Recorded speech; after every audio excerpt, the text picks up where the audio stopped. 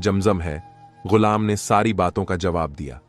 कहा, अच्छा जाओ, तुम अपने आका को बुला लो। अब वो गुलाम आया और उसने अब्बू बकर सिद्दीक से अर्ज किया कि वो राहिब आपको बुला रहा है और कह रहा है आपसे बिना बात किए तिजारत के सामान को रखने की इजाजत नहीं देगा। हजरत सिद्दीक पहुंच गए जैसे आप पहुंचे। तब तक राहिब खड़ा हो गया और उसने आपकी पेशानी को चूम लिया और चूमने के बाद आपके हाथ को हाथ में ले लिया और उसने कहा, अब्बू बकर, तुम मुझे इजाजत दो, मैं तुम्हें अमीरुल मोमिनीन कहूं। तब तक हजरत अब्बू बकर सिद्दीक चौंक पड़े। आपने कहा, अजीब मामला है, तुम अमीरुल मोमिनीन मुझे कहोगे?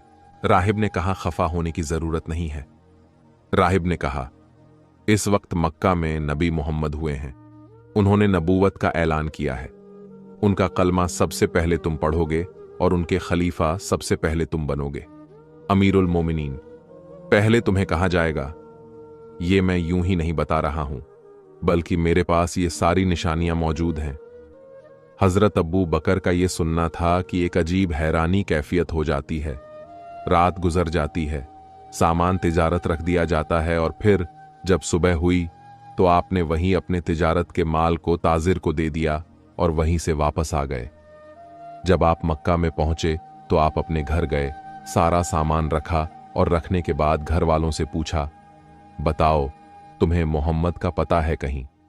घर वालों ने कहा, हम उसका पता तो नहीं जानते हैं, अलबत्ता उन्होंने अपनी नबूवत और रिसालत का ऐलान कर दिया है, जिससे मक्का में एक इनकलाब बर्पा हो गया है। आपने पूछा, किसी ने उनको नबी माना कि नहीं माना? घर वालों ने कहा, अभी हमें यह पता नहीं है कि उनको किसी ने नबी रसूल तस्लीम किया कि नहीं किया। अब आप पता लगाते हुए चले जा रहे हैं।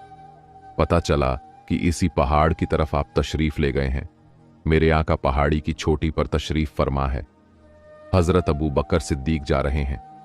जैसे सरकार पर निगाह पड़ी, आका ने हजरत अबू बकर को देखा, उठकर खड़े हो गए और आका इरशाद फरमाते हैं, अबू बकर आओ आओ, मरहबा मरहबा।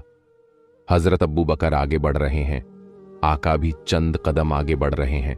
जब आप खड़े हो गए सरकार, अबू बकर सरकार के करीब पहुंचे तो आका ने हाथ में हाथ लिया, मुबारकबाद पेश की।